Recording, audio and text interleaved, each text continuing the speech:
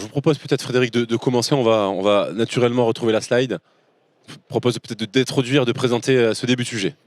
Très bien. Donc, je suis Frédéric Faure, je suis le responsable du centre d'expertise blockchain de la Banque de France. Et je suis très heureux d'être parmi vous aujourd'hui afin de vous parler de monnaie numérique de banque centrale, donc de monnaie, de blockchain. Et quand on combine les deux, ça fait une monnaie numérique de banque centrale. Donc, en guise d'introduction, la Banque de France, notre banque centrale nationale, qu'est-ce que c'est, à quoi ça sert ? Nous menons 3 principales missions. La principale mission, c'est la stratégie monétaire, à savoir comment maintenir la confiance dans la monnaie. Notre seconde mission, c'est la stabilité financière. Sur cette mission-là, on vise à contrôler les banques et les assurances afin de s'assurer de la stricte application de la réglementation. Et enfin, les services à l'économie. Donc là, on rend un certain nombre de services pour le compte de l'État, et le service le plus emblématique que nous conduisons, c'est la gestion des personnes qui sont en situation de surendettement, où on les accompagne à sortir de cette mauvaise passe. Et au-delà de ça, donc au sein de la Banque de France, on veille au bon fonctionnement et à la sécurité des systèmes de paiement, des infrastructures de marché et à leur digitalisation. Donc la monnaie, qu'est-ce que c'est ? La monnaie, tout le monde sait ce qu'est la monnaie, à quoi ça sert. Par contre, c'est toujours compliqué de la définir. Et donc la monnaie, c'est une unité de compte.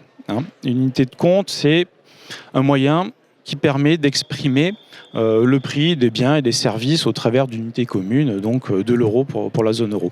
La monnaie, c'est aussi un intermédiaire des échanges, c'est-à-dire que la monnaie est un élément qui est liquide, qui est disponible et qui permet de réaliser des transactions par opposition à une économie basée sur le troc. Et enfin, c'est une réserve de valeur, c'est-à-dire que la monnaie, elle permet de transférer du pouvoir d'achat du présent vers le futur. Et pour cela, il faut que la monnaie soit relativement stable dans le temps. Et donc, si on revient sur une représentation schématique de la monnaie, nous avons 3 grands acteurs, la banque centrale, les banques commerciales et le grand public. Donc la banque centrale, elle émet et garantit 2 typologies de monnaie, ce qu'on appelle la monnaie fiduciaire, que vous connaissez tous, ce sont les pièces et les billets que nous avons dans nos poches et que nous utilisons au quotidien. Et ensuite, nous avons la monnaie scripturale. La monnaie scripturale, ce sont des écritures en compte. Et donc, au sein de la Banque de France, nous gérons les comptes bancaires des banques commerciales qui ont des comptes ouverts auprès de la Banque centrale et qui les utilisent afin des règlements interbancaires. Et donc, nous avons, en plus de cela, les banques commerciales qui émettent et garantissent également de la monnaie scripturale. Donc, ce sont les comptes que vous et moi avons ouverts auprès de nos établissements bancaires. Et donc, nous utilisons ces comptes au travers de différents supports de paiement, comme les cartes bancaires, le chèque ou encore les virements.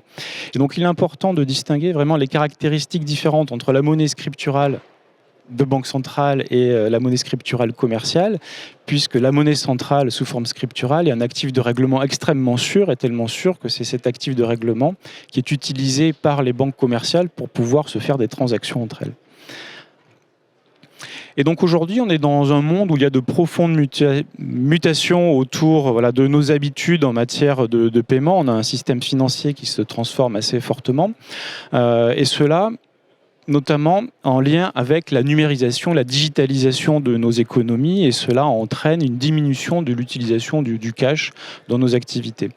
Et à côté de ça, nous avons aussi l'émergence de nouveaux acteurs financiers ou non financiers. On parle beaucoup des fintech, des big tech, de nouvelles infrastructures de marché décentralisées comme les plateformes de DeFi qui ont fait leur apparition sur les blockchains publiques ces dernières années.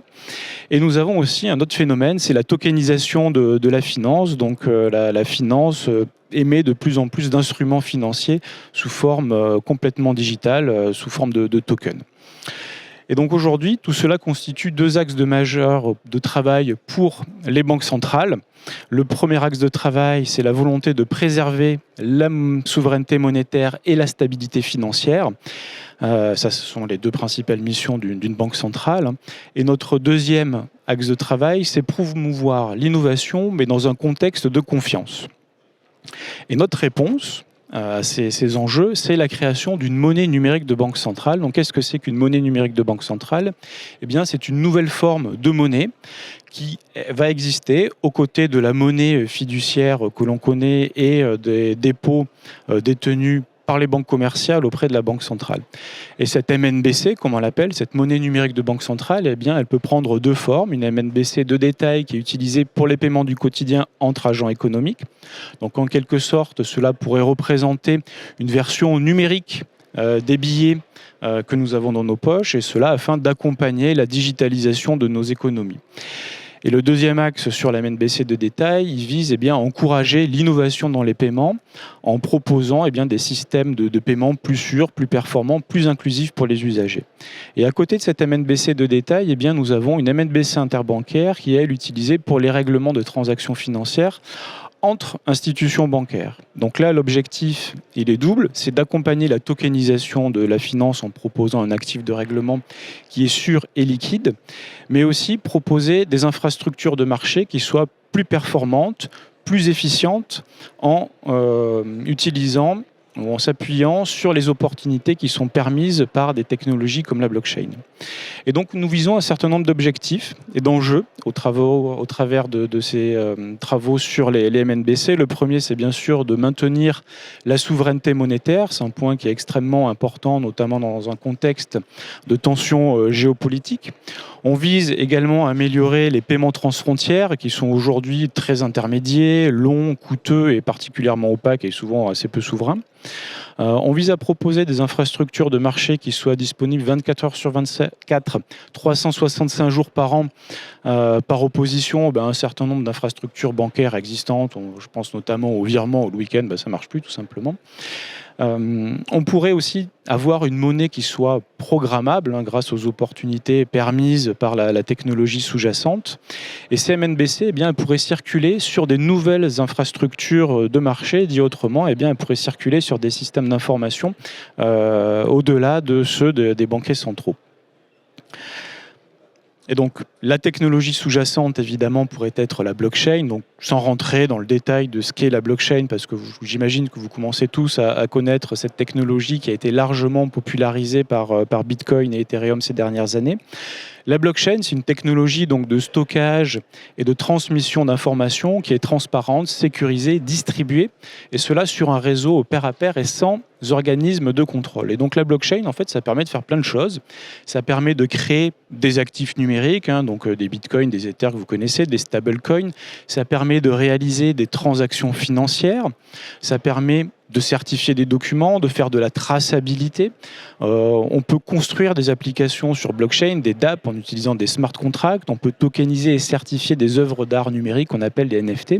Et aujourd'hui, sur ces blockchains, il existe une multitude de cryptoactifs. On a plus de 21 000 qui sont recensés, pour une capitalisation combinée qui est supérieure à 1000 milliards de dollars. Donc 1000 milliards de dollars, ça commence à être relativement conséquent. Ça représente la moitié de la valorisation de nos entreprises du CAC 40, ou ça représente la totalité du marché de l'argent, le métal précieux.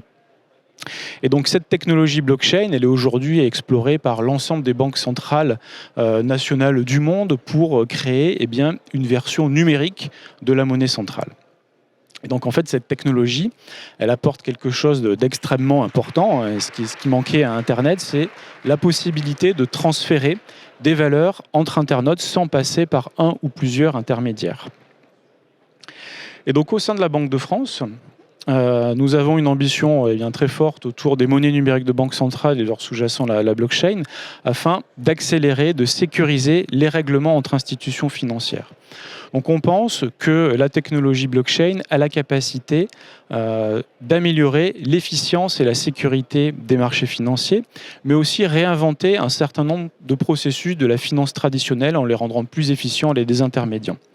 Donc on a un contexte qui est relativement particulier aujourd'hui, puisqu'on a une digitalisation de plus en plus marquée des services financiers. On a un certain nombre de textes réglementaires structurants qui nous permettent de faire des choses de plus en plus intéressantes. Donc on a l'ordonnance blockchain, on a le régime pilote. Ce sont deux textes qui nous permettent aujourd'hui de pouvoir émettre sous forme digitale, sous forme de token, des instruments financiers directement sur blockchain et DLT. Et donc, en contrepartie de la publication de ces textes, il y a une demande de plus en plus forte de tout un tas de partenaires pour disposer d'un actif de règlement qui soit sûr et liquide, tel qu'une monnaie numérique de banque centrale. Donc, évidemment, dans ce contexte-là, en tant que banque centrale, on est extrêmement attentif aux opportunités et aux nouveaux risques qui sont induits par la transformation de cet écosystème. Et donc, notre réponse, c'est la création d'une plateforme permettant de gérer de la monnaie numérique de banque centrale avec un vaste écosystème de partenaires. Donc on a travaillé avec d'autres banques centrales nationales au sein de l'eurosystème, en dehors de l'eurosystème, avec des banques commerciales françaises, européennes ou transeuropéennes, avec des infrastructures de marché, des fintechs, des startups et des entreprises du numérique. Et donc notre ambition, c'est vraiment de créer une solution MNBC interbancaire afin d'améliorer l'efficacité et la sécurité des marchés financiers, mais aussi de contribuer aux travaux au sein de l'eurosystème pour créer une version numérique donc, du billet. Et là, on travaille donc avec la Banque centrale européenne afin de créer donc, un euro numérique. Donc sur les aspects interbancaires, donc la Banque de France a créé une solution qui s'appelle DL3S pour Distributed Ledger for Security Settlement Services. C'est une solution blockchain qui a été bâtie sur la blockchain Hyperledger Fabric et qui permet de faire tout un tas de choses autour de la monnaie numérique de banque centrale. Donc bien sûr, créer, émettre, gérer un token de MNBC euro, de gérer tout son cycle de vie. De la même manière, on peut créer, émettre, distribuer un titre tokenisé sur cette solution, à la fois sur le marché primaire, mais aussi le négocier sur le marché secondaire et procéder à un certain nombre d'actes de gestion sur le cycle de vie du titre, notamment le paiement de coupons.